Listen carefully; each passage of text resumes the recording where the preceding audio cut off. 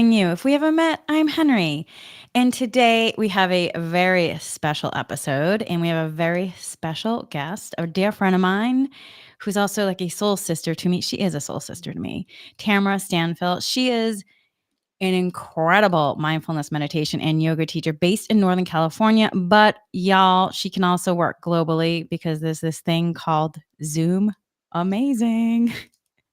And so she is amazing. And she really focuses on uniting the mind, body, and breath with inner consciousness, ultimately allowing and encouraging relaxation, present moment awareness, self compassion, and a gentle quieting of the mind. And also, I'm also just going to add, she's also a Reiki practitioner. She is an energy practitioner as well. And we met 2 years ago in our mindfulness meditation teacher certification program. And it was a very intense 2-year program. And I can't tell you how many times I was so grateful that I met her and I had a friend in there. And so I'm just so grateful for her. If you are ever needing somebody to hold a space of compassion for you, she is like the ultimate compassion space holder.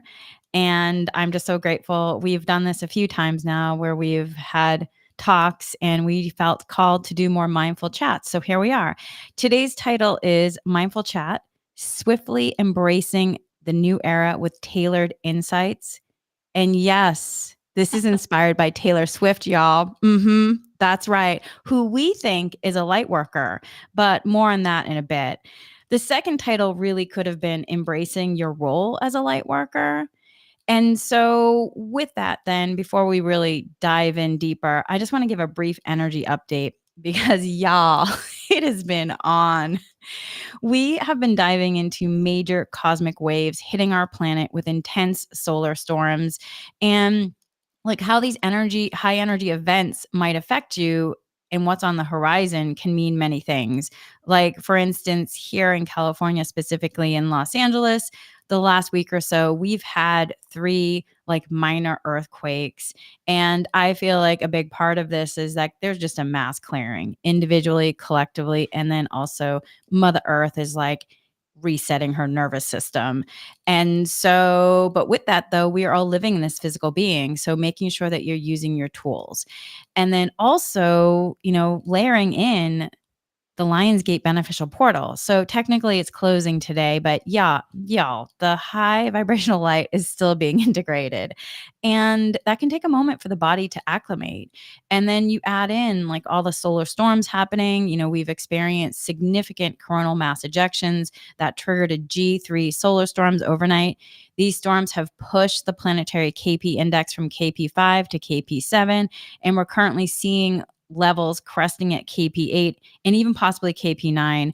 I mean, what does that really mean, though? It just means that there's energy fluctuations that could be affecting the human. And then with that, the high wind speeds and plasma interactions with our atmosphere really are fueling this energetic surge.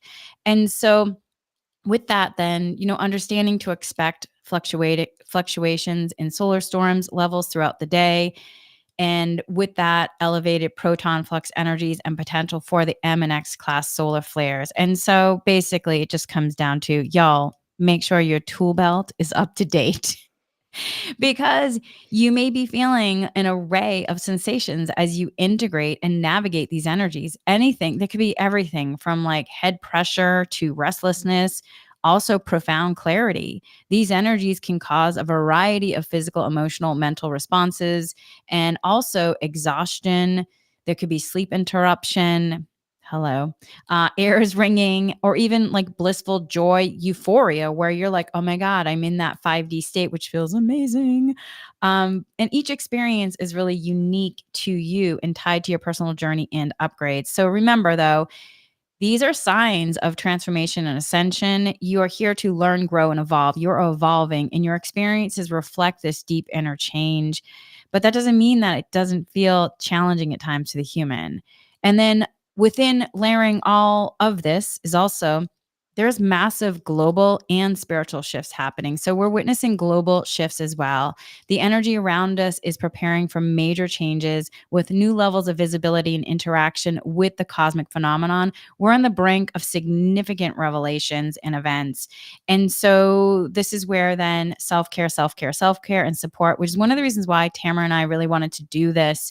And we're going to really try to make a concerted effort of trying to do this maybe once a week. I'm just going to put it out there because we feel like we just need to talk about these things and then tools that we're using and just bringing this more to the forefront. So with all these energetic shifts, self-care is crucial. Taking care of your energy, taking care of your physical state, all your state of beings. Stay hydrated, nurture yourself as you would, you know, if somebody you loved is sick, you would probably be like, "Let me help you." You don't wanna get yourself to the point that you're sick. You just wanna do daily maintenance to take care of yourself, so that way you are supporting yourself. And if you are feeling overwhelmed, it can be a sign not only for the individual experience, but also the collective energy rather than just your own. Y'all, I woke up this morning and I was like, why do I have the blues?" And I realized I'm like, "Oh my god, I have the post-Olympic blues." I felt really sad. I felt and a big part of it was because, everyone was moving to go back to their countries, and I really had felt the inspiration of the unity of everyone coming together, and so I had to then check in, do a clearing, individual, collective, and that's where also anything from past lives. I like to think that I had past life, maybe that I was an Olympian. Not saying I was, but maybe I was. And maybe there's something, some sadness coming up from that. But anyway, as we are moving through these high vibrational times, remember your light is a beacon for global ascension as well. So it's not just for individual ascension, but it is for global ascension. We are living in Mother Earth.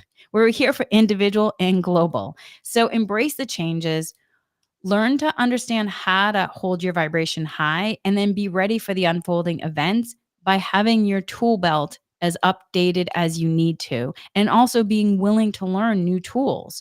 Because learning to embrace the solar storm energies and shine your light brightly is going to be so beneficial for you, which is we're going to talk about that even more. Because together, drum roll please, we are stepping into a new era.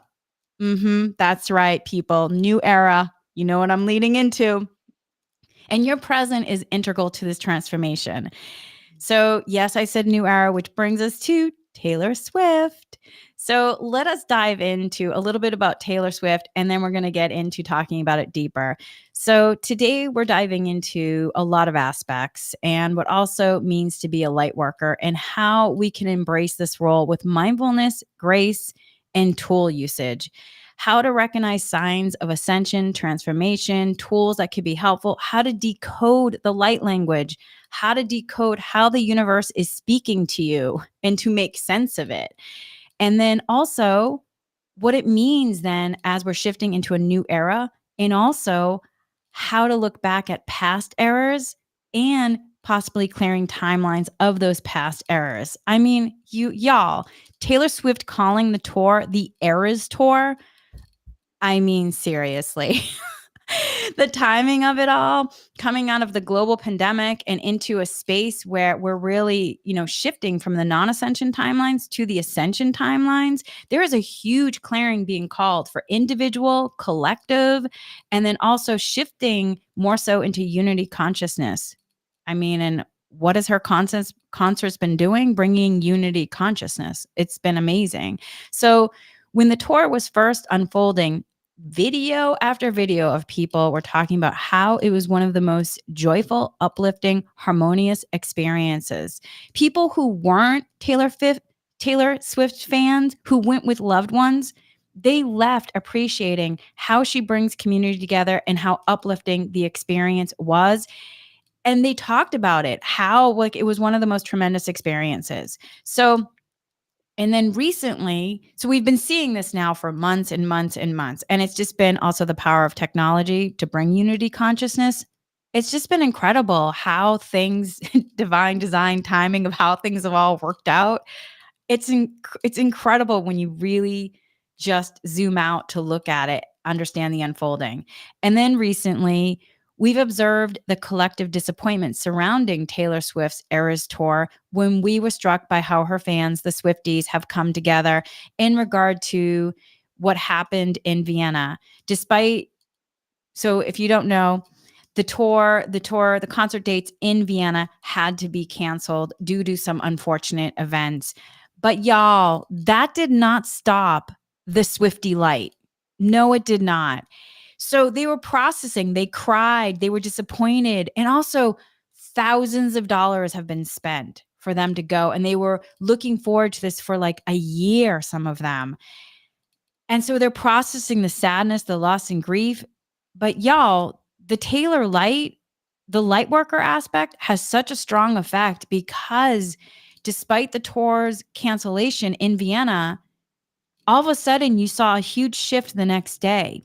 The unity, the resilience displayed by the Swifties, and also the city coming in and offering other aspects so people could gather. It was really a profound lesson in navigating disappointment and shining our light. I feel like I'm getting emotional just talking about it because it just was so profound on how the community responded to the needs of people providing space, and then everyone showing up and singing her songs, and you could just feel the transformation of the disappointment to the joy. What you feel in her concerts, you felt all throughout the streets of Vienna. It was really amazing. So Taylor Swift's impact really goes beyond her music. It's a testament to how we can process our emotions and come back stronger. Her fans, the Swifties, undeterred by setbacks, found a way to celebrate the music in the streets and support one another. This is unity consciousness in my book. This resilience and a sense of unity exemplifies what it means to embrace our light no matter the circumstances. And as light workers, our journey often mirrors the process at times. It's not always easy. We are called to shine our light in the darkest corners of our hearts and often the world. Awakening to our soul purpose and being activated by divine love involves allowing our emotions to process, download the wisdom, embrace the shifts that come with transformation and shining the light. And y'all, for the human, it can be uncomfortable, but it is essential to learn, grow, and evolve. And that is what we're here to do. Many of us, in terms of being light workers, is to support the shifts. And so when we experience intense shifts, whether they're personal or collective, we're essentially breaking through old patterns and stepping into new era. That's right, I'm saying it again, new era of consciousness. See, that is why there's so many layers when you actually look at what's going on with her concert and what it's doing. So this is where shedding old layers, embracing new potential happens. And I find that releasing past experiences, emotions, like oftentimes through tears or mindful breathing or through, energy work, Reiki, dowsing, meditation, yoga, nature walks, listening to music, whether it's Taylor Swift or others, is a really beneficial part of this process and really helps as tools along the way.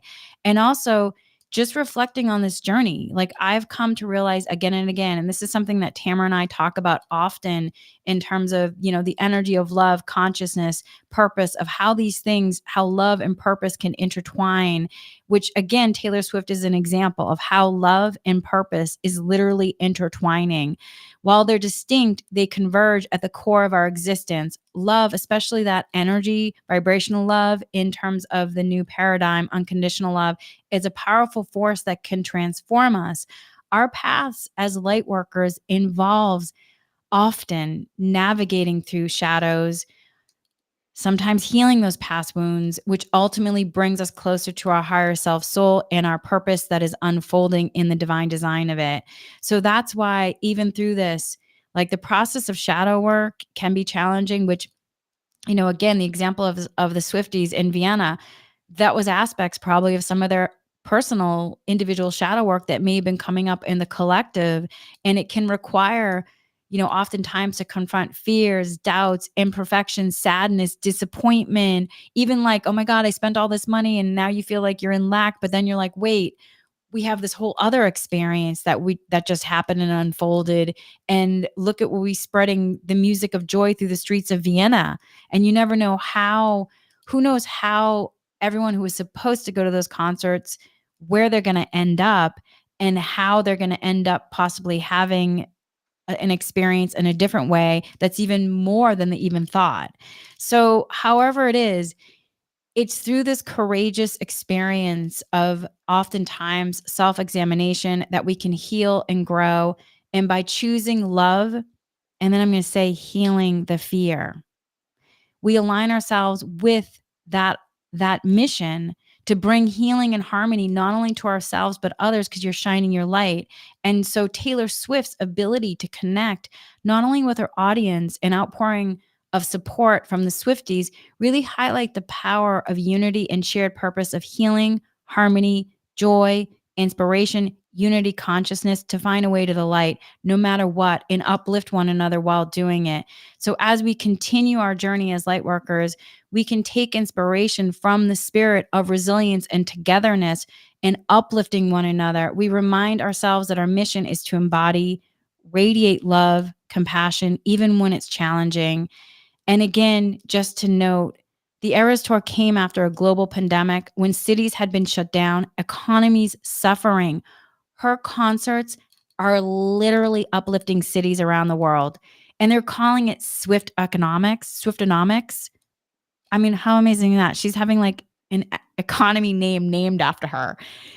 I mean, it arrived after COVID-19 pandemic, a time when tourism was suffering, personal savings were, in some ways, for some, at an all-time high, and all the Swifties' eagerness to attend the tour demonstrated their willingness to spend on entertainment and travel. And so the tour's economic, again, the Eras Tour, economic impact is profound, with cities around the world seeing significant boosts in revenue and employment. Taylor Swift's presence in a city can be as impactful as hosting a Super Bowl. Y'all, she's one person. The Super Bowl, I mean, I do love the Super Bowl and I do love football. But y'all, I mean, she's one person. That is how amazing like one light worker can be. That she can contribute billions to the economy. The phenomenon of swift surge, which is what they call it, swift surge, in places around the world. Even so, she, from what I understand, she wasn't able to go to New Zealand. And I know that from what I read, she was really sorry about that. But even where places she didn't go, like in New Zealand, they had additional flights were added due to increased demand, which helped them. Like that's how her global reach is in terms of the economy, like the demand. And so just to give you some numbers, in the US, in Chicago, Swift's concerts contributed to breaking the city's hotel revenue record with an estimated impact of 1.3 million per show. In Los Angeles, the tour was projected to boost the local GDP by 320 million, with an increase in area of employment by 3,300 jobs and local earnings by 160 million. What? What? What? And what I meant about New Zealand is they were flying Air New Zealand. They added 2,000 seats on flights to accommodate the increase. So even in places that she wasn't going, she was helping. So hosting the Eras Tours was proven so lucrative that Canadian Prime Minister Justin Trudeau asked Swift to include Canada on her tour, which she did. So to wrap this all up and to start talking to Tamara about this, the Eras Tour, which began in 2023 and continues throughout 2024, has been extremely beneficial for economies around the world. But it's so much more than that. So much more. Like in our book, this is what a light worker may look like in modern times. But let's unpack this more and talk more about the elements of all these things that I just brought in, which leads me to talking to my good friend, Tamara. So, Tamara, you sent me an SOS text back Literally, on yes. August 8th. Yes. And you weren't sure if it was premenopause or an 8-8 upgrade. And that was during the peak of the Lionsgate Beneficial Portal. So share some with us. Share that with us. Yeah. So thank you, Henry. And first, I just want to take a moment because what you just offered and shared is big information. Like, this is big, this is transformational. So I always like to invite a moment just to allow that to sink in. Like, take a breath, everyone, and just feel the resonance of what Henry just offered and shared with us about the potential of one human making a choice that's different to what things look like in the past. Like, feel that. I can literally feel the tingling, the energy coursing through my body in relation to that. Whew, that feels good. Yeah, so a few days ago, I reached out to Henry because on 8/8, and I hadn't looked at the calendar that morning, I noticed I was feeling super funky, just really odd. And I think what you offered, Henry, earlier in the conversation was the day before, I was in the vibration of joy. I had been seeing people that I hadn't seen in years. We were interacting and talking and sharing ideas and potentials. And I was very much feeling an elevated version of a high from that experience. And then the next day on 8/8, suddenly I felt rocked, like strange sensations through my body. I was in a funk all day. A storm of negativity had sort of a little cloud of negativity, like Eeyore, in Pooh and Tigger. I could feel that kind of something wasn't right. I was certainly no longer in that high of joy that I'd been in the day before. And I reached out to Henry and I said, "Hey, I'm noticing things are happening in my body that feel different." And so I literally sent you a text that said, "I'm feeling extremely tired. I had very strange stomach cramping that was going on, nausea from time to time, very sluggish, very foggy. I was having the ringing in my ears, fogginess in my head, thoughts couldn't come together." And then suddenly, towards the evening, and I want to say it actually may have been around 8 p.m. I'll have to check with the timing I sent you that text. But suddenly I felt an emotional wave hit me, which was deep, deep sadness and deep anger. And it was so strong of a wave, I literally burst into tears and didn't know where it was coming from. I just knew that I was having this feeling and I needed to do something to care for myself. So that's when I reached out to Henry. I said, "Hey, here's how I'm feeling. Is this menopause?" Which certainly it could be. Is it just tiredness from I've been go, go, go, week in, week out? Certainly that could be an element. And even I was like, okay, is this, I had an Ahai poke bowl the day before. Is this salmonella? Like what is the physical sensations that I'm feeling? And Henry wrote me back right away and was like, "This is 8/8/8. This is the Lionsgate portal. This is the transformational energy that's coming in." So, by the way, I checked. It was like 7:30 p.m., Ah, which was so close, but right which before. means then you probably were getting guided to do the actual meditation at 8 p.m., which Mm, I had said, you probably didn't see it, but I suggested to people to, if you could, do an energy meditation, either 8 a.m. or 8 p.m., because it just adds on that additional layer of eights, which can be really, in terms of beneficial. So first of all, I just want to say thank you for coming on and just sharing your story and what it's like, because I feel like sometimes people are really hyping up the ascension experience in a way that you just have to get to a certain point and then you're fine. And maybe that's their experience. It has not been for my human as of yet. And I'm totally open for it to be that way. But I want to normalize, what you said, that it's, you have to go through the process of like, what's really happening here, including, is it food poisoning? Like, do I have food poisoning? Did I eat something that has upset my stomach? What is going on here? Is it, which is also for, for a woman, like menopause, premenopause, if you're in premenopause, like what is happening here? And then also understanding the differentiate between that and then ascension symptoms of what it feels like for the higher light energy to come in. And so for this one, for me, the guides actually asked me to do 3 meditations for my podcast for everyone, but then within the Patreon Inspiring group, they asked me to do 17 days of energy work, 2 classes a day to support, um, the clearings and the integrating. And they've really been talking more about the integrating. And there will be another meditation for the integration later on, because the first meditation was the prep meditation where you're preparing to receive. The second meditation is the receiving of the codes integrating.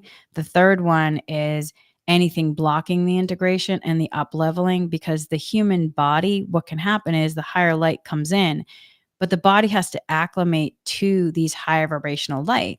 And so that's why oftentimes you might be called to do multiple sessions on something, because there's like a 1, 2, 3 phase of it. And so for you, you sent this text to me, and we talked on the phone, we were workshopping it, talking about it, and then from there you went and actually did one of the energy Lionsgate beneficial portal meditations on my podcast, Inspiring You. So what was that experience like for you? And this is where it's going to also come into Taylor Swift, people. Yeah. So as soon as Henry sent me the prep meditation for Lionsgate Portal, I immediately went into self-care mode, and I brought myself into my room. I got quiet, I got still, and then I started to listen to the meditation. And I literally just allowed my body to experience whatever was going to show up. I didn't want to premeditatively come up with any constructs of how it was going to fix me or what was going to happen or how there was going to be any kind of shift, because maybe there wouldn't have been. But I allowed myself to just listen and receive. And so I'll share my experience, a bit of it. So immediately I felt an energy that was concentrated around my abdomen. I could feel, because part of the meditation talks about earth energy coming in and kind of comforting and enveloping you. And that strongly resonates with me. I'm very much a practitioner that loves earth energy and tries to ground and root myself as much as possible. And I also work in the wine industry, agriculture. So anything that has to do with grounding or being connected to the earth really resonates. And so at one point, I felt like vines from the earth were kind of enveloping me, holding me. I felt a tingling in my third eye area. And I also just want to preface, I do not have these experiences regularly in my day to day when I do practices for myself. I'm very pragmatic. And so for me to have experiences like this is different. It's unique. And I do have to let go of my inner skeptic and the inner judge that's wanting to say, oh, this isn't true. This isn't happening. This isn't real, whatever that is. Again, I have to come back to the willingness and allowing myself just to be in the experience of whatever that is. So as I continue on through the meditation, I start to see geometric patterns, almost a portal of light with these soft sort of square and rectangular geometric patterns. I could feel a presence, because through the meditation, we're guided to feel and receive the lions that are guiding us into the Lionsgate portal. And so I felt the presence of my cats from my past show up, which was so beautiful because cats have always been a special animal for me. And so I could feel the presence of my cats who have passed, but were significant parts of my life, and they were alongside me in my journey. And then at one point, I felt myself snuggle into the mane of a lion because I could sort of visually see the representation of them in my meditation experience. I then saw what looked like kind of a folded heart, almost like if you were going to make a Valentine and you fold the paper in half and then cut out a heart. I saw a folded heart that sort of unfolded and traveled as a light sort of down a tunnel. Because I'm a Reiki practitioner, I could feel literally Reiki energy coming through my hands, and my hands were resting on my belly. And so I could feel that energy transforming and traveling through my body to various different parts.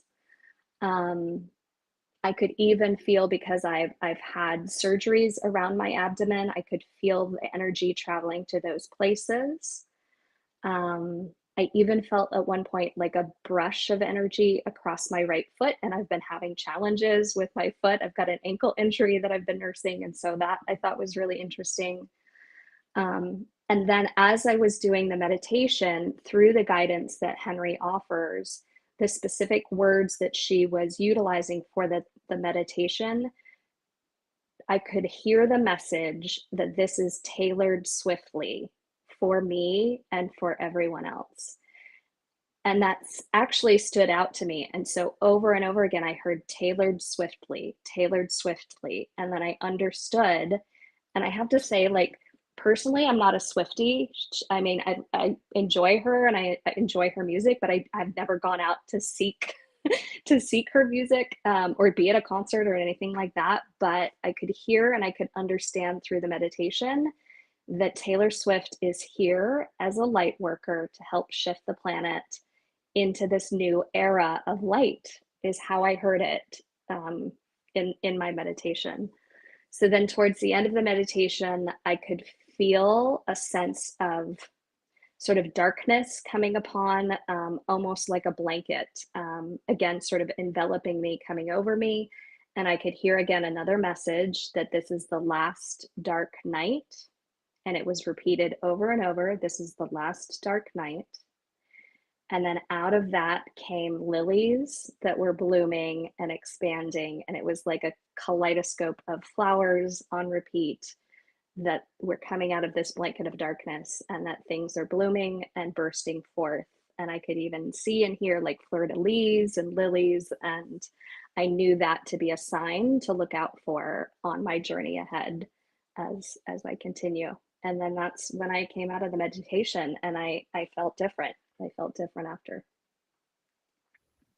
So again, thank you for sharing. And how did you feel different from before to then after? Like, what was the shift for you? And then we're going to unpack some of the other elements. Yeah.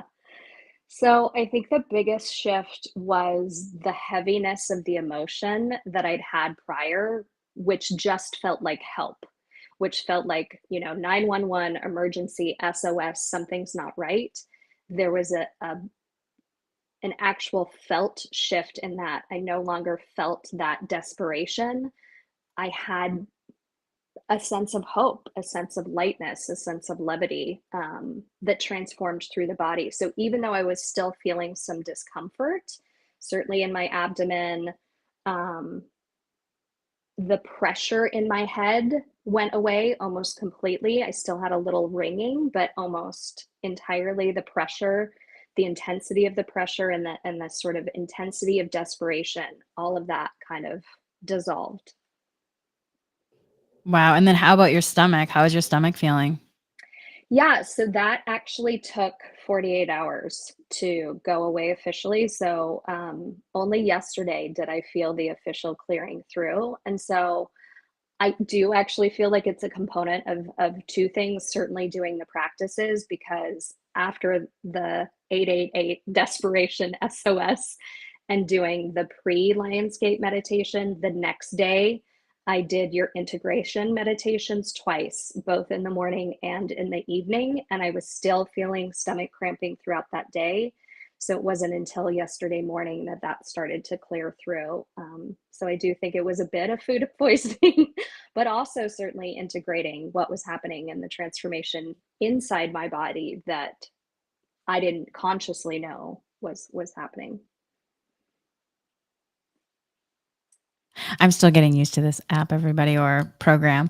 Okay, so what's interesting is about the stomach too. Do you feel like your solar plexus was clearing in terms of powerlessness, and even in regard to, because what can happen with food too? Sometimes we have these experiences to offer out a clearing, a greater clearing. And sometimes we can have stuck energy in the intestines and various spaces that are causing, blockages or powerlessness. Like, did you feel a shift in regard to your empowerment as a creator, or how do you feel about that? I did a little bit. And Henry, as you know, I've always struggled with doing things like this, like speaking my truth, sharing my voice, being out in the public, sharing my ideas or my truth. Even you can hear my voice gets tingly, gets a little tight and constricted. And so the nervousness around that has always been held in my stomach, in my abdomen. And this is interesting too. So prior to what I was feeling on 888, the night before, I literally had a choking attack when I was with the people that I said I was having this great, sort of reunion with people I knew from the past and people that I know now.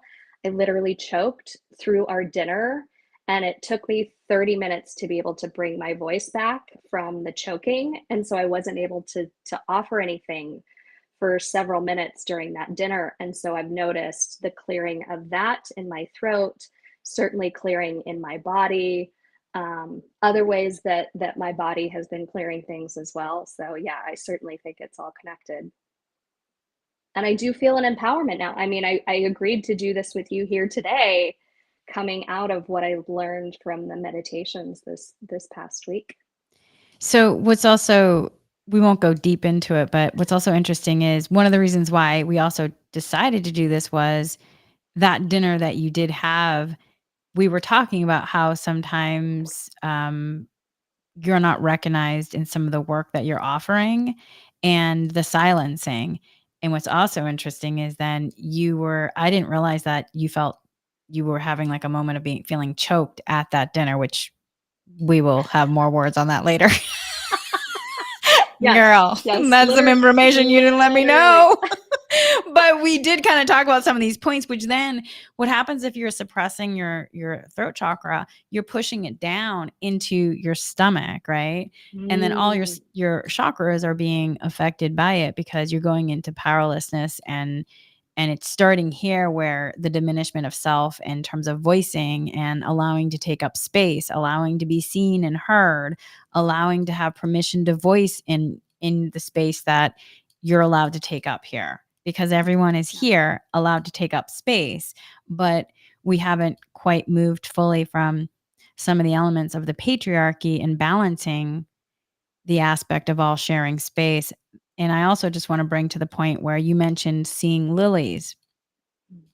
While Tamara was actually sharing her experience of what she saw during the meditation and experienced, she was walking outside and she started seeing lilies, like lilies everywhere. She started taking pictures of them and sending me. She's like, "Oh my God, I'm like telling you about the lilies, and now I'm seeing the lilies everywhere."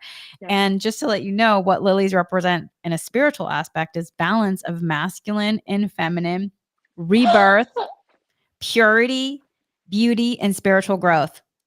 I'm loving it. I've got shivers everywhere. Oh my God, I'm loving it. I'm loving it. Oh my God, amazing. I mean, it's just amazing, amazing, amazing. And so, you also brought up another point. You brought up many points, but one of them is in terms of having spiritual experiences. One of my intentions has always been everyone can have spiritual experiences. They are not just available just to a select few. We all here, everyone can have them. Everyone. But you really brought into the process of like the importance, where this is the part where I like with mindfulness, where you're catching yourself. You're like, "Oh, human, I love you, but listen, it's okay. You can allow yourself to lean in to have this experience."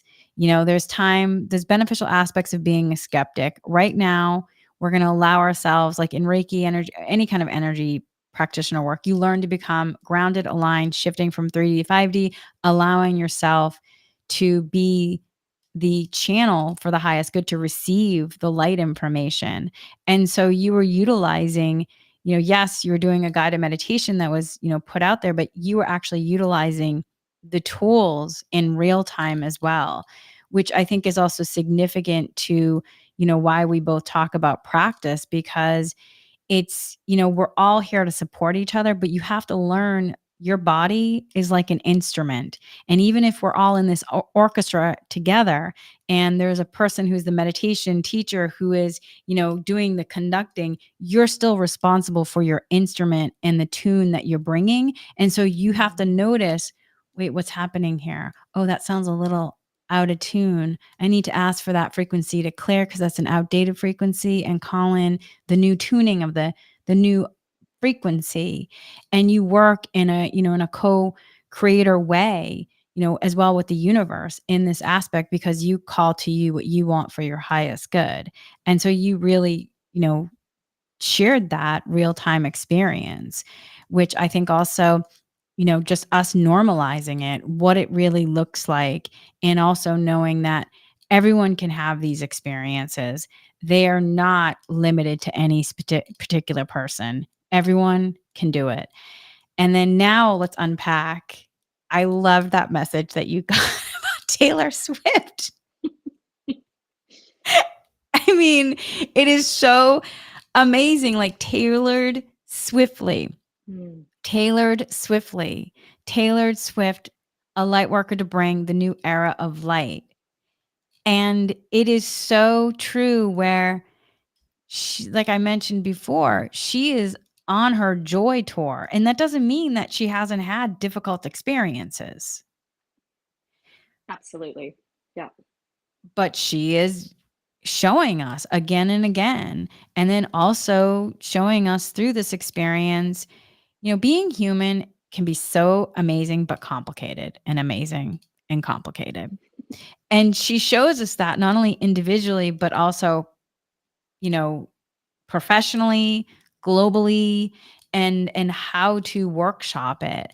And so I just think it's an amazing message that you received, and it's just so incredible because too, like you said, you may hear her work and enjoy it, but you're not like a Swiftie per se. Mm-mm. And that again is like why messages to come. And so one of the things when we were unpacking, the message, even talking about the sacred geometry, like when you were seeing some of the sacred geometry, like all of this is about the decoding of it. So what are the messages then being decoded for not only you, but also the essence of the collective? So let's unpack and decode some of the messaging now. What do you think? Happy to do that. And I also want to call in, like, Taylor Swift is not the only one leading this charge. Certainly Beyonce is doing out that with her Renaissance tour, the way that she is shifting and cross mixing, musical genres and previous spaces where, people like her weren't allowed perhaps or weren't encouraged to dive into new musical genres the way Like that. country music? So yeah, like country I music. love her song. Oh my, like the world loves her music, that's what's shifting, that's what's changing. And people like Taylor Swift and Beyonce, and certainly other musical artists and other artists out in the world, are really stepping into their own truth, listening to what they're receiving from their highest potential, from their truth of who they are and their intuition, listening to their own inner guidance and saying, you know what, this is where I'm being led. So this is what I'm going to experiment with. This is what I'm going to try. This is what I'm going to offer out into the world, because of who they are now. And because they've practiced that too, this is not something that they just started doing. Since they were young girls, they have started to lean into their truth, into the power. And maybe it had to start with somebody like, an alter ego, like Sasha Fierce, to give you that confidence to try on that hat until you could live it for yourself. Like that's how she became Beyonce. And there's So so many elements to it, and I think that that's where the unlayering and the unpacking and really also the unboxing, where you're unboxing whatever it is that may have been inherited. It could have been inherited from, the DNA or culture, whatever it is. The more that you unbox it to connect to your truth, the more that you're able to stand in your light, like you said, unapologetically. And it feels different because it feels more in that space of the energy of love and compassion and the inviting in. Even mm, if, people might have different experiences or different feelings on things, you still feel invited into the experience, that you still can be a part of it without saying like, I'm not like a fan, but I really enjoy this experience because it's the mhm. inviting in of the unity consciousness. Totally, totally. And to go back to, discussing the decoding of all of this. So I've shared with you before, Henry, in my wanting to hide myself, both physically and through what I'm speaking and sharing, That comes from ancestral trauma from years and generations of women specifically, but people in my family being silenced. My mother is from Poland. She grew up in communist Poland where they weren't allowed to speak or share their truth. And then that goes back generations. And certainly what I've done with you, Henry, in working with my own past life trauma and experience, there's also things there that I'm still working on and trying to clear. Um, and that, when I'm working with the tools that I have, we don't even realize sometimes what it is that's causing that stuckness, but there's just this fear that's embodied, that's living within us, that's holding us back, and it feels like a barrier, it feels like a wall, and sometimes we don't even know or understand where that comes from. It's because it's living within us for various different reasons, whether it be our family ancestry or because of past life trauma. Definitely, which, part of when you were sharing about your experience, one with the earth energy, the vines wrapping around you, you're being held by earth.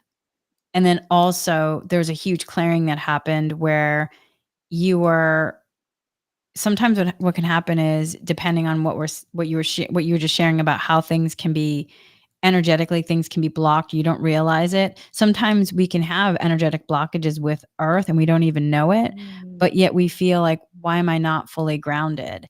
And then you try and go put your feet in the ground and you try all these things and you're like, and then, you know 20 million people give you 100 different things you can do. And then you're still like, I don't feel grounded.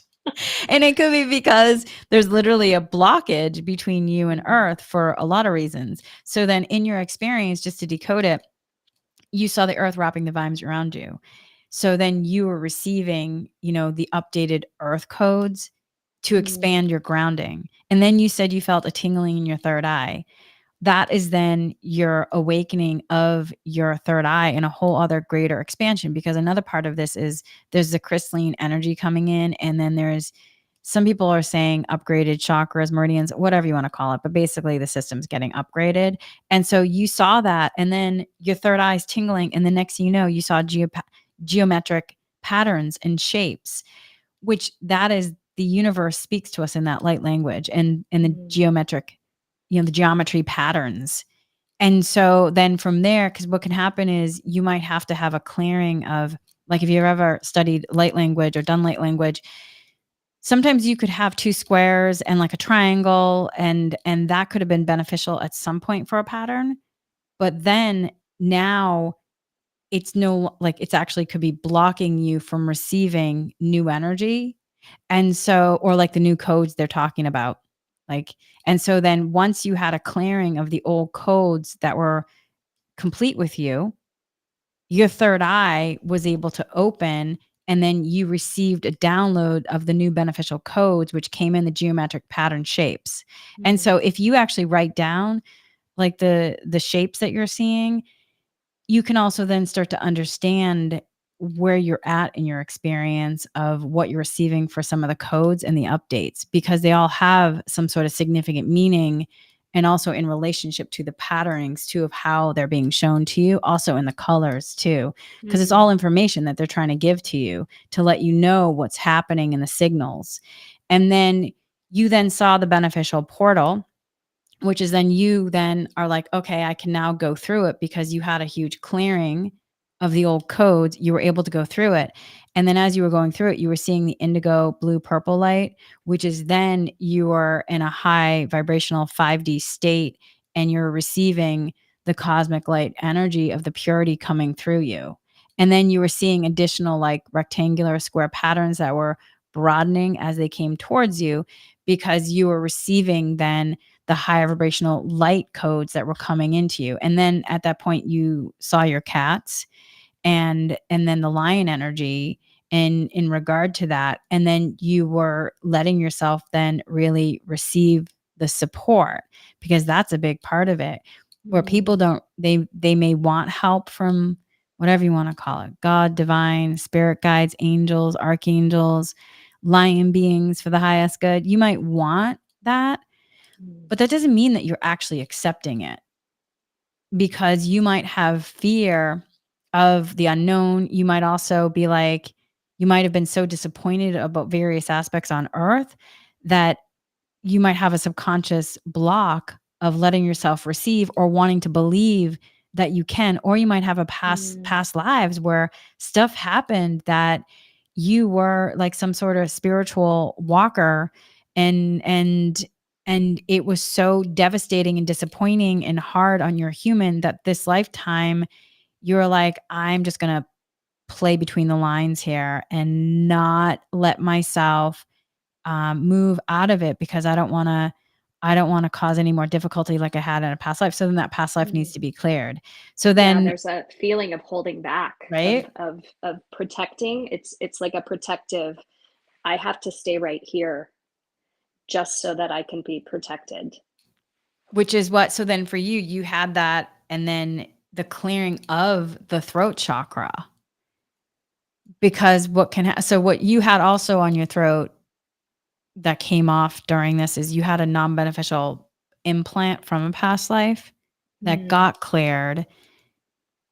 It was a protective measure there for you to help you through as you get reacquainted in this earthly experience once more.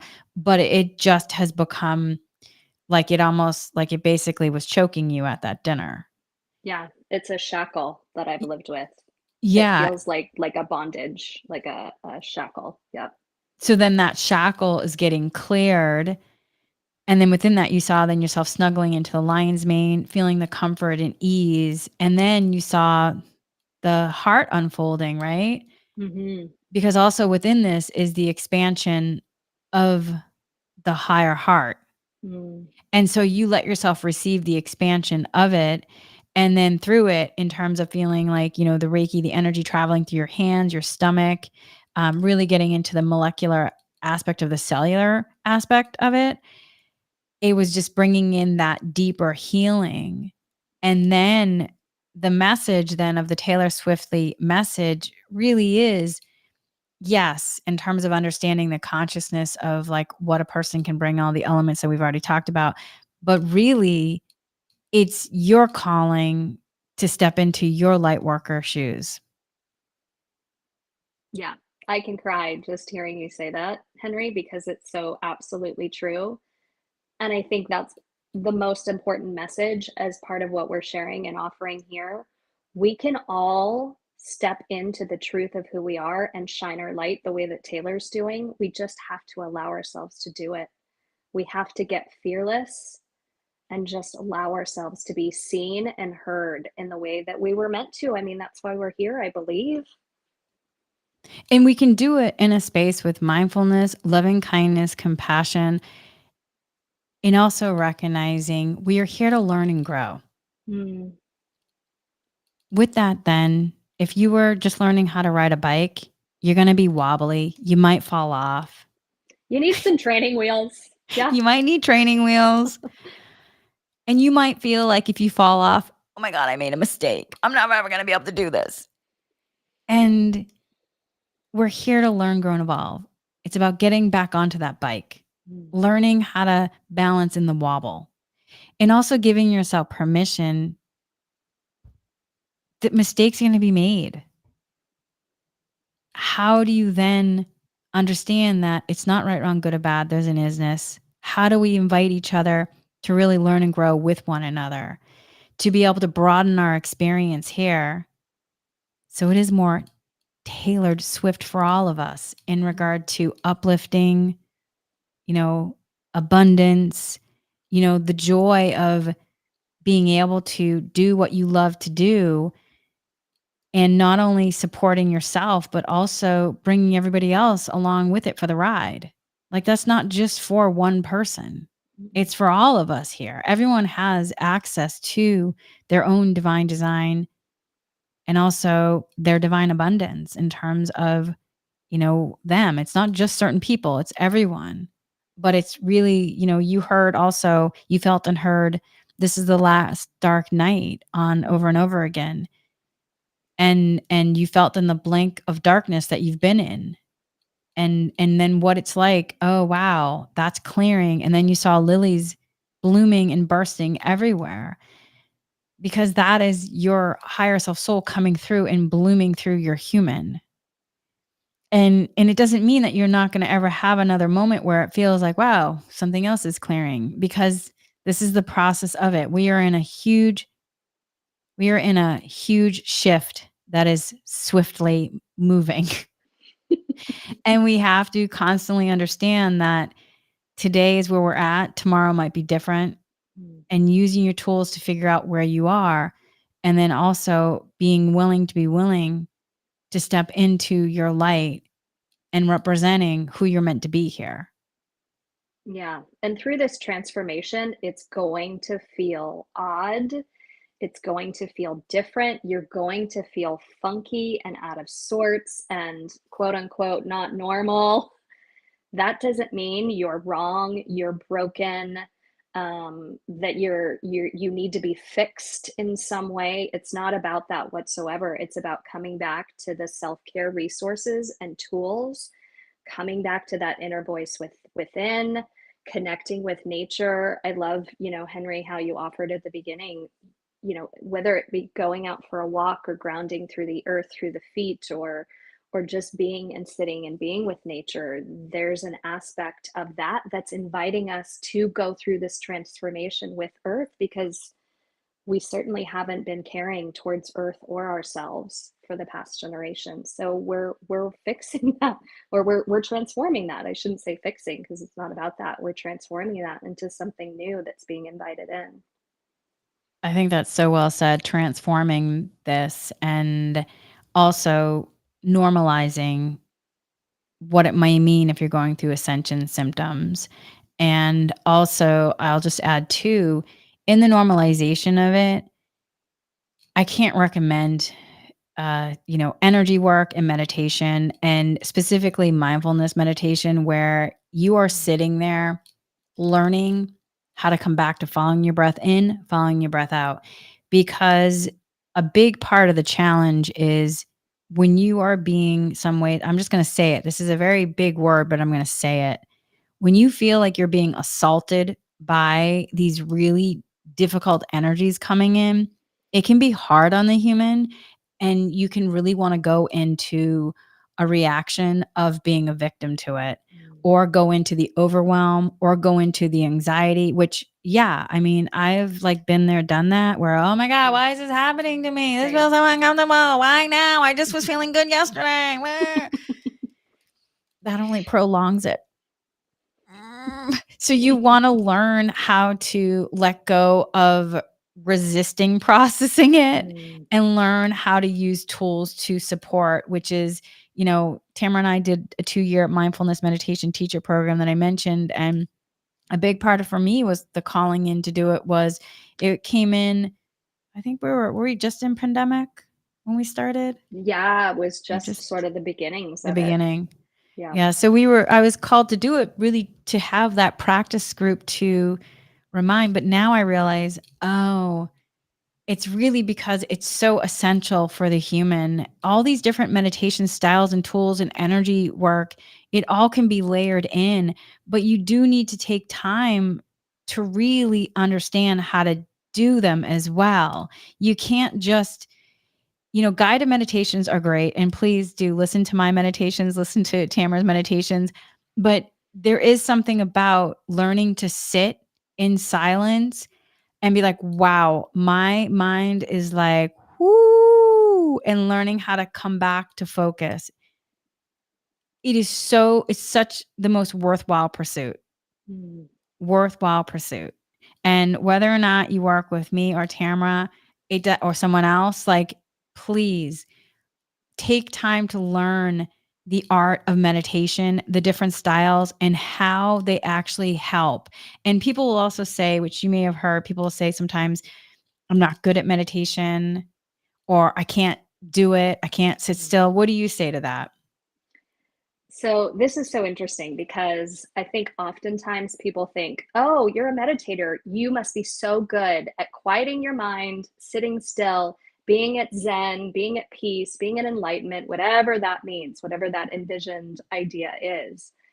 But that's actually not what meditation is whatsoever. It's actually sitting and being with over and over and over again, because it doesn't necessarily get better. It may not even necessarily change, but your perspective of how you're reacting to the thoughts, the feelings, the emotions that come up during a seated meditation or lying down meditation, whatever kind you're doing, it's how you relate to yourself that shifts and changes. So through my doing mindfulness meditation, I've learned kindness for myself. I've learned compassion. I've learned, okay, there's a thought, there's a feeling, there's an emotion, there's something that's arising, that my first judgment is to have a judgment. It's, oh, I don't like that. Oh, I need to do something different. I need to fix this. This is wrong. Whatever all that is, it's the noticing and witnessing and being with it instead of fighting it and pushing it away. Like Henry said, it's just coming back either to the breath as your anchor, coming back to sound, if sound is a good anchor for you, maybe coming back to the feeling, the weight of the hands, anything that brings you back to a gentle returning to a baseline over and over again. And I can't tell you how many times, Henry, I've done meditation now for several years. The message that I hear and receive the most from my higher self is, can I just simply allow? Can I simply allow that which is? Whatever is here, whatever is happening, can I simply allow without fighting, without pushing away, without judging? Simply allow and be with. Yes, which again can be really challenging because the human wants to get into doing, but it's about shifting into beingness. And also, you brought up a great point. I just want to expand upon it about whether it's breath, sound, or even touch point. Mm. Because when I was going through work PTSD and healing work PTSD, I wasn't able to focus on the breath. I was able to do touch, and I also could do chanting meditation. That actually helped me a lot, and layering in energy work. But that's where, though, really learning the art of meditation and the different styles, and then, what you need in terms of the component of the tool.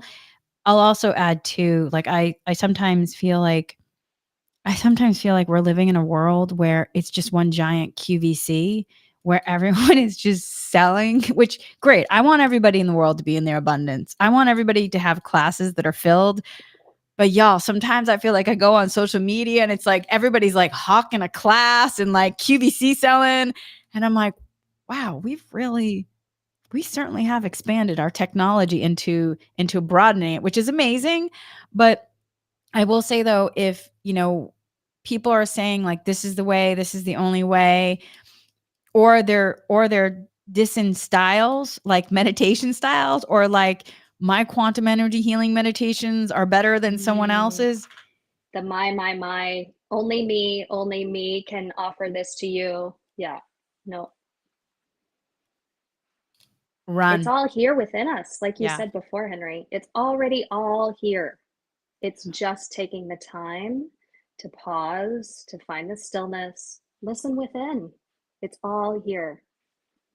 You are your greatest teacher because you have it within you.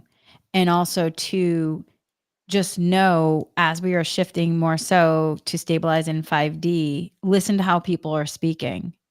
And if somebody is just in the meism, not saying that their work isn't great, it could be, but just know they may be still straggling in more 3D in the old timeline ways of, I need to sell my stuff over everyone else's.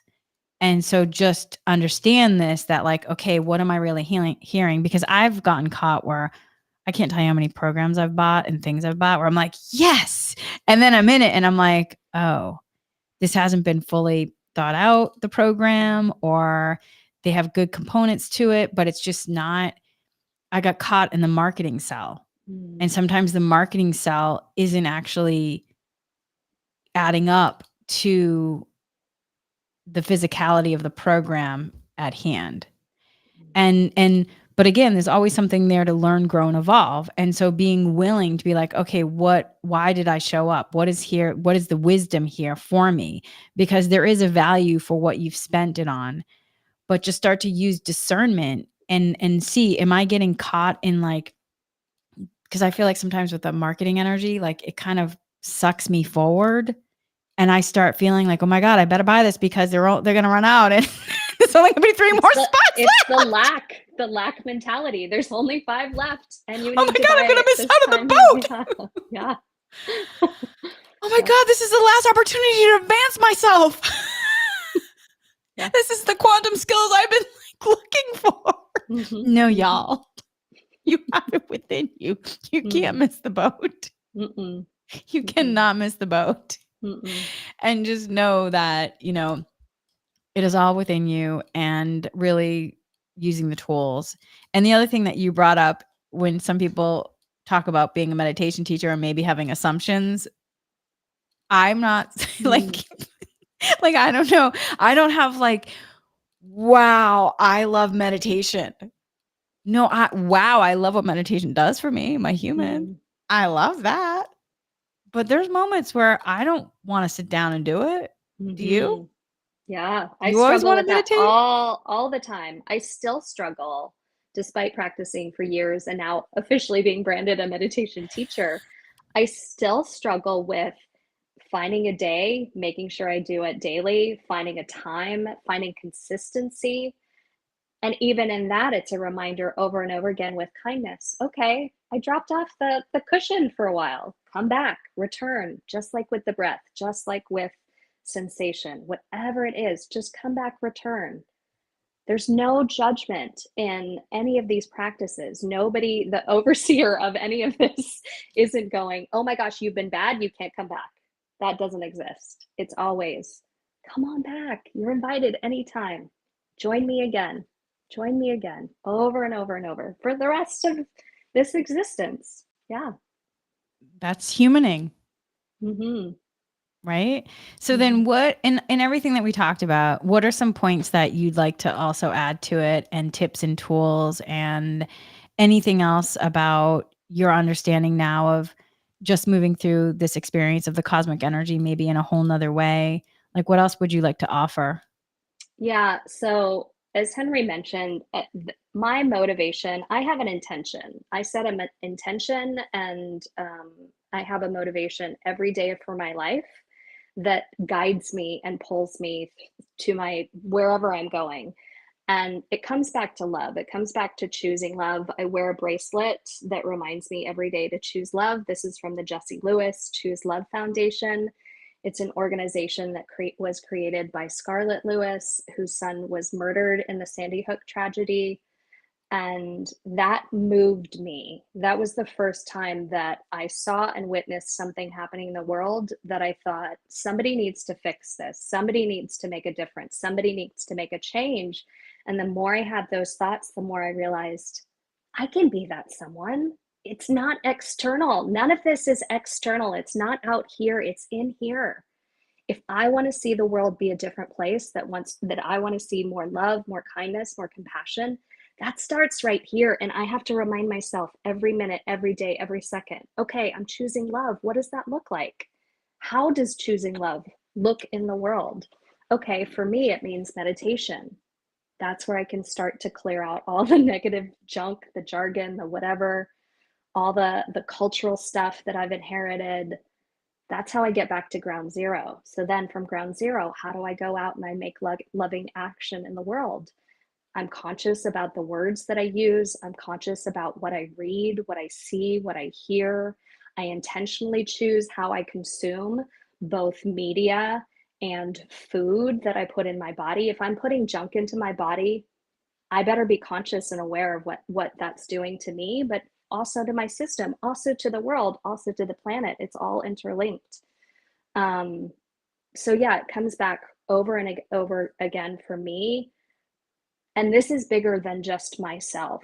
That's why I created a platform called Part of the Solution, and solution spelled with soul. It's not just about me, it's about us collectively going out into the world, shining our light, sharing our truth, living in love and making choices and actions from that place of love. And yours, you don't have to be choose love. That doesn't have to be your motivation. Um, but what are you offering? What are you here to do? What are you here to contribute to the planet? Is it just more stuff? Because we got stuff, we've done stuff. Is it hate and division? Is it me against you, you against me? Is it ego based? Is it me, mine? What are you here to offer? What are you actually here to contribute? How are you going to make a difference on this planet while we're here? Because we get this much time. How do we make that impact? So some weeks ago or months ago, I don't know, time has just been shifting for me. Yeah, that's a whole other, we could have that as our next topic of conversation, Henry. I'm like, why do I feel like I've gone 10 years in like 1 month? Yet also different. it's weirdly slow. So speaking of like making a difference and an impact, a couple months ago, the guides were bringing in with me during some of my meditations about legacy. Mm. And they're like, what is the legacy that you wish to leave here? Whew. I just got big tingles and big weight, like a pressure. I was, excuse me while I go throw up. I was like, what?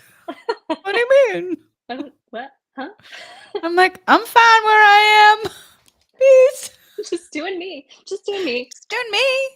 I'm fine. And then they're like, my power positive word for this year is unstoppable. Can't tell you how many times they've used that on me. I thought you were unstoppable this year. And it's really, oh gosh, I think I'm gonna definitely get emotional talking about this, about what you just brought up. It's, in being in this experience as Henry and choosing to be and identify as a woman at this time and being born at like to be in my early 50s and to have gone through so many different aspects of our world. And at this point, I'm currently single and I currently do not have any children, but my responsibility in the connection to the world is different than probably what, culturally speaking, some might say. The traditional sense. The traditional sense. And that has been really the most challenging part for me in some ways, walking into worlds where you understand that you're getting a calling for something and you're having to take the time in this physical world to not only learn to understand like what is happening here and to understand how the tools work in a personal sense, working with people, and then also how to anchor light to support possibly, your part of the solution in terms of the the conscious energy coming in, because all the light workers, in regard to the work that everyone's doing, is you're anchoring aspects of light to come in. And so there's just been a certain amount of people that in their soul experience in terms of their contracts with the human and earth is that they were foregoing a traditional sense in order to support the healing aspect of trauma and anchoring light. And not saying, though, there are a ton of practitioners and light workers that are also, in relationships with families, have kids, but there had to have been a certain amount of people that was just merely focusing in on what's going on in the individual and the maternal lineages, and then also the aspect of the collective, because just trying to raise yourself takes a lot of time and energy. And then if you have children, like your children have to be at the forefront in terms of what they need and how they need to support to grow. Mm. And so you just don't have as much time possibly as somebody who's literally getting a PhD and migrating all these other aspects. So it balances, it just Mm. balances where there's some light workers, okay, I'm going to choose this aspect of family and balancing being a practitioner. And there's some that I'm going to choose in terms of focusing on being a practitioner and helping kind of with the parenting of the world. Mm. And I think for my human, if I think some points I've thought I was gonna have kids. I love kids, and I couldn't imagine not being a mom. But I had to really shift. Like, it's not like I'm not a mom or a parent, Mm. and that's when you're like, oh wow, I have to let go of the cultural imprinting because in I am. Maybe Mhm. it's in a non-traditional sense, but I am in some ways a parent in working with the collective. But that's still so challenging, like in terms of the human at times. And so, for legacy, I've really been like thinking about like what does legacy mean? Because sometimes people would say legacy would mean, what you're passing on to your, the children that you've raised. Mm. And legacy to me means something different. How can I leave? Like in production, when I worked in TV production, we Mm. often would we'd want to leave a space better than when we got to it. Mm. So how can we leave Earth in a better way? Or with something that can grow for future generations to help. And it doesn't mean that I need personally my own biology of the lines. But it's hard because as a human, there's still loss and grief where I thought like, oh, I was gonna be a mom, like have kids, but now I'm 52, I'm menopause. Yeah, I mean, who knows, right? Who knows? But Science is always seriously, developing, you know? right? Like who knows? But seriously, like it's really like, oh, that's so interesting. But from your higher soul connection, the greater aspect of like, oh, I get why I'm here at this time and that I needed to have this time in this physical world to be able to spend studying and Mm. and being in meditation and being like what is going on here, that I had to really focus on that. Mm. um so yeah, so legacy, like what does it really mean? And you can still have, like, as I'm sharing, you can still feel, there still can be confusion, there can be sadness, there can be loss and grief because of what you thought you were going to how it looks different. Mm. Because if you have like, when you think about maternal and paternal like feelings of like, oh, wanting children, that could mean though you're here to be a practitioner of like helping to parent the world. Mhm. But that means though you have to then work with the human. And like, I know that you may have thought that it was going to look X, Y, and Z. Mhm. It looks different. Yet this is the calling. Mm. And you have to then, like for me, I workshop with my human. Like I Mhm. know the calling is different than how you perceived it to be, but let's use the tools to workshop the disappointment. And then the greater aspect of it is coming through it. All this time that I've had to study, take courses, figure out like what is happening, I've been able to help out so many people and so many families. Mm. I've been able to help so many children. Mm. And that is like, oh, that was what the calling of understanding being a parent. And I think sometimes people we, like all the messages you received, there's a decoding process. You receive the message and then you're like, oh, okay.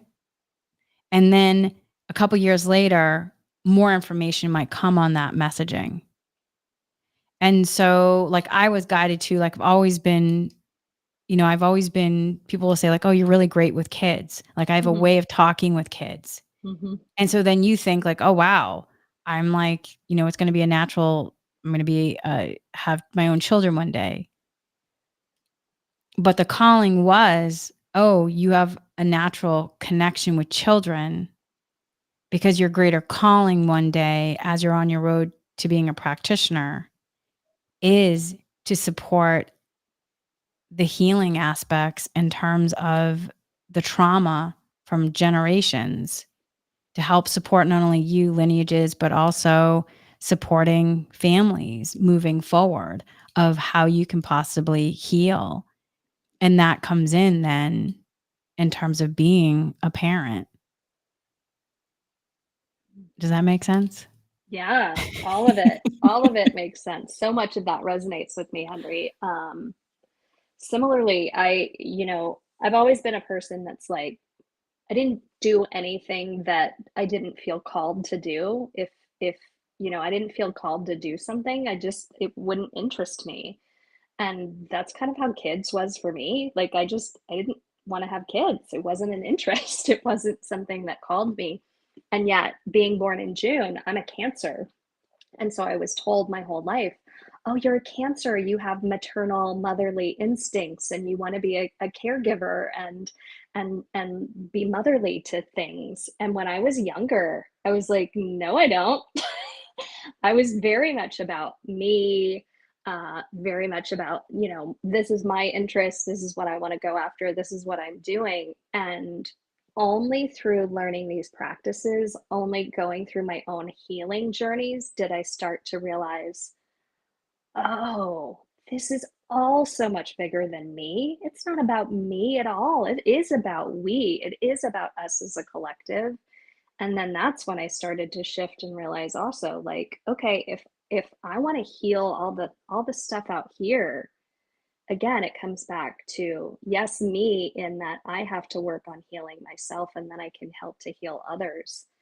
And then through learning that, then the motivation of, oh, let's shift this focus and how can I help others? How can I invite others along? How can I create those ripple effects of change that are meaningful into the lives of these people and these people and these people? So yes, it is like mothering, the planet or society or everyone around us. And I mean, even at the beginning of our chat, you talked about how I offered compassion to you.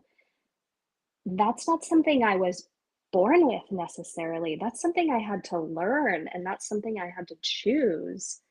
And so when I offer compassion to someone else, that's intentional.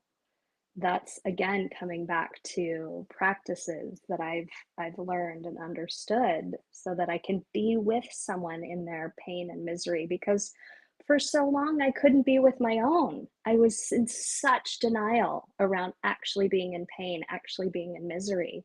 I was literally the poster child for pretending everything was okay. I was very good at that. It took a long time. It took years and years and years to figure out, oh, I'm stuffing, I'm covering, I'm hiding.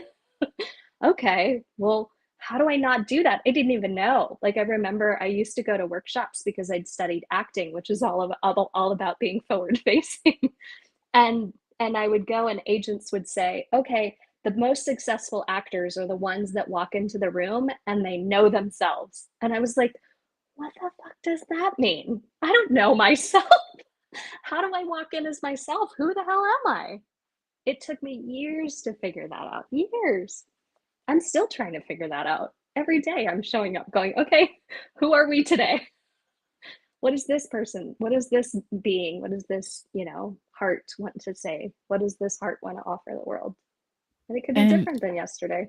absolutely. And I think that's where then understanding your callings and the messaging, where, you think you're getting the downloads and you're receiving information being willing to understand that this is only information in this moment, and there might be more information to come, TBD.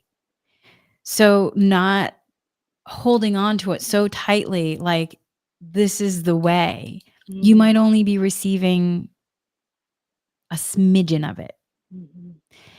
And you might not be ready for the rest of it until years. Because let me tell you, if I would have received that information years before that, I would be doing this level of work. And it was really more about, supporting people in terms of reparenting themselves and others. I've been like, what are you talking about?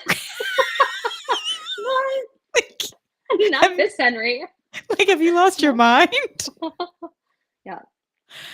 And that's where the information comes to you when you're really ready, the aha moments, and why the practicing of the tools is so, so, so important again and again and again. And then also then working with them in terms of the callings. And I will give another example, and then we're going to be wrapping it up. So I had an experience, some weeks ago where a friend of mine had, shared with me that she was going to be on a call for Women for Harris. And my friend said, hey, you're going to be on it? And I was like, nope. And my friend was like, what do you mean you're not going to be on? I was like, nope. And then my guides were like, yes. And I was like, nope.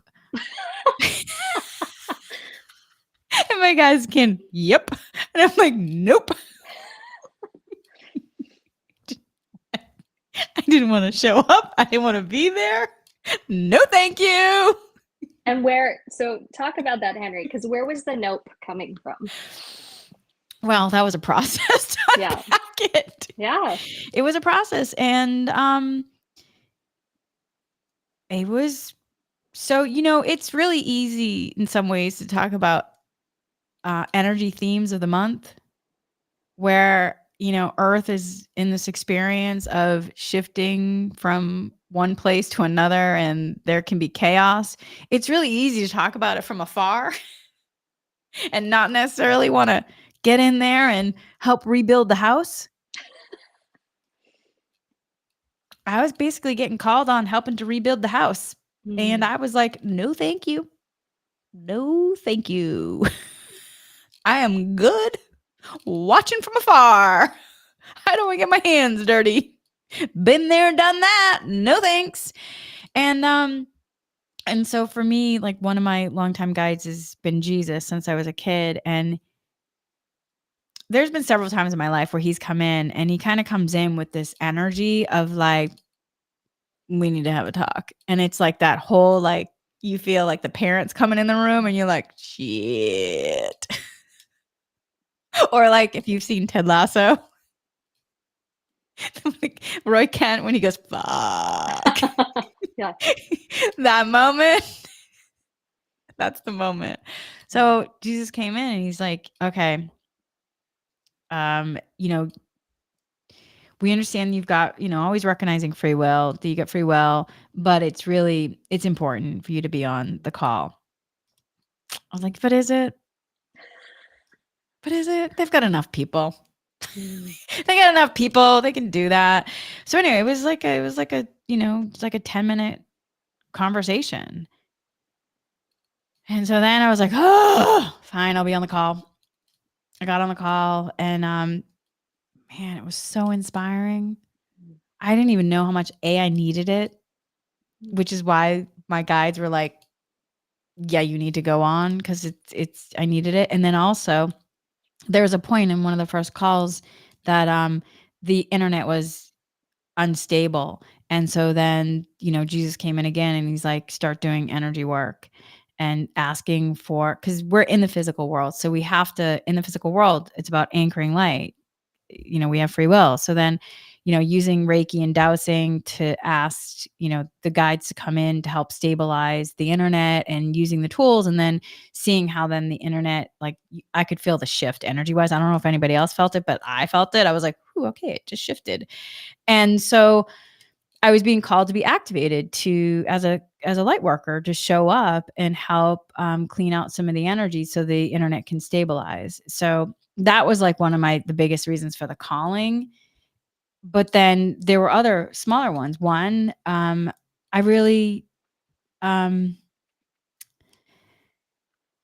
you know, since 2016, I have kind of held myself back. I've held myself back from community in some ways.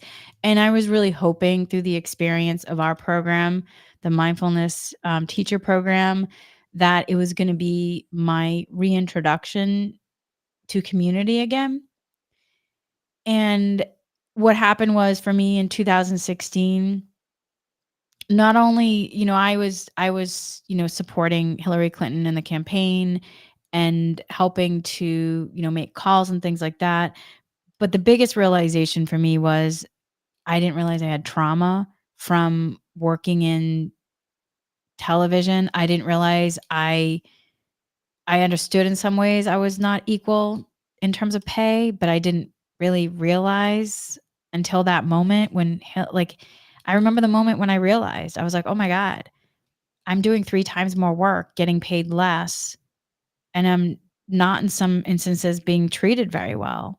Like, I'm sometimes being talked down to, and there's like a diminishment. I don't or there's a, feeling of like I have to act a certain way and make some people feel like they're smarter than me because I don't want to make them feel uncomfortable because if I have, certain, ideas, or if I think too fast to problem solve, that makes people feel uncomfortable because who do I think I am that I can problem solve fast? Like there's a lot of components to it that I kind of had to develop like a head tilt smile through the industry. And even in my body, like if I was, specifically, it's not everyone in the entertainment industry, but there are some men in working with them, I could tell like I threatened them. And so in it, I developed a certain skill set to head tilt smile or make it seem like it was their idea. Mm. And it was like, I don't know, like there was several moments during her that campaign run and then leading up to her like losing that the illusion just crumbled.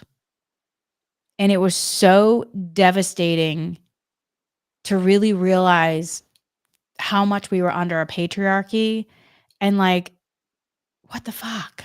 Like it was so devastating to my human. And then in the course of that, that's when I was in several situations where there was major trauma on sets.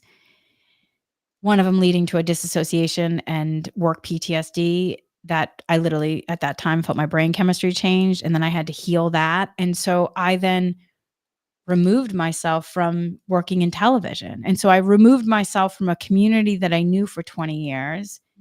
And then we went into the pandemic eventually. Like I career transitioned. And so like I had so many things that changed at once that I was processing. And then eventually the pandemic hit. And I was like, okay, the guys were like, you got to get into something that's going to help you and with community because you are literally currently at the time living alone with a dog. And you have to make sure that you're not isolating. And so, our meditation program was like, "Oh, okay. I'm going to get back into community. I'm going to get back into community." And it just as you understand, it just for me, it didn't happen that way. Where all I saw was, wow, there's similarities to working in television where people are talking about tools, but they're not using tools. And it's even worse when you're in a mindfulness meditation program because we're talking about awareness, but then the tool practice isn't happening. And you just see that we live in broken systems. We live in broken systems. And it's not right, wrong, good or bad. There's an isness, but wow, it's just broken. And so I went through that and I met you and you held compassion for me, which gave me hope for humanity. And then, so then leading up, like, I somehow got myself through those 2 years. It was hard for me because on some levels, yet we were in a mindfulness program that many people are really rooted in the religion of it.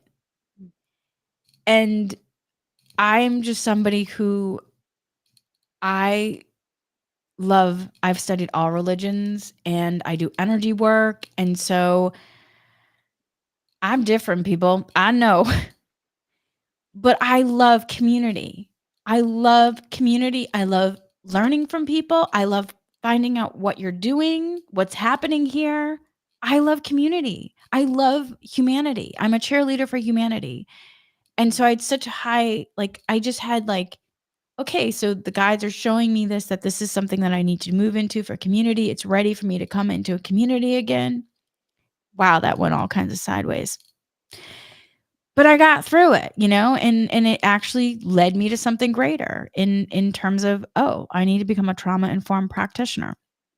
I healed my work PTSD. I'm a mindfulness certification teacher. I need to actually, so then it's been years of trauma-informed training. So it all led me to what I needed to be. But I was like, wow, I had that disappointment in 2016. I had unprocessed trauma from TV, from realizing I was not equal. And then I had unprocessed trauma from the last community I tried to step into. And so when they asked me, I was like, nope, not gonna do it. No, thank you. No, thank you. No. I will watch from afar. I'll be standing, when you think about high school dances or middle school dances, when you're like in the corner. I was like, I'll be standing in the corner watching. And I was like, oh God. So, but after that talking to, I got on and it was so inspiring. And I was like, oh yeah. It's like when we were talking about the Taylor Swift, about bringing that unity, that harmony, that inspiration, that joy, that uplifting. It felt like the first Women's March in 2017. Like it felt like all those things. And I was like, oh, that's why I needed to join. I needed to be reminded of this. I need to experience this again. I needed to be in the presence of this again. And I also needed to heal the trauma and also let go of the fear of moving into community again. Because the greater aspect of it is for us to be in community. It's tailored swiftly for you. Yes. Tailored swiftly for you. And on that note, we're going to close it. That is a perfect bringing the theme around. Oh it is so tailored swiftly for me. It is. It is. And one of the reasons why I hope we continue doing this, because I think it's important for us to share these moments and how you might not want to do something. Because also when I was backing off, I was like, oh, I'm not ready. I'm not sure I'm ready to process all those elements, but I was. I was. And it's just then workshopping it with the human and then realizing. Maybe it's a dip your toe back in the water, see how it feels. And maybe if you aren't ready, you can also dip your toe back out and say, you know what? I need a little more time. I need to do a little more work here. And then come back, dip your toe back in. Okay, maybe now it feels okay. Yeah. However it feels and is for you. And I will say though, that experience, I did a huge dowsing to clear trauma and I had a huge shift. And then the next call, I was able to do it live on TikTok, which I really was like, I had 22,000 people live with me on TikTok. Major step forward. Wow. Yeah. I was like, you know what? They were like, came in, they're like, why don't you share it on TikTok? And I was like, all right, I will. Okay. I had a little fear, but not like so much fear. I had tiny fear. I was like, really? Like, I'm not sure I'm ready for like that level of like coming, that level of like, this is what I'm up to. They're like, no, then you're going to be in community and community. And I was like, Oh. ooh, I'm not sure about that. But they're like, yeah, Mm, then you'll be like sandwiched in community because you'll have it on your computer and then you'll have TikTok on your phone and so you'll be sandwiched in community and community, oh. bridging the light. And I was like, Mhm. I get what you're saying, but then I processed it. Mm. Tailored swiftly for us. Tailored swiftly for you. So that is our messaging for today. So for everyone listening or watching, how is something being tailored swiftly for you?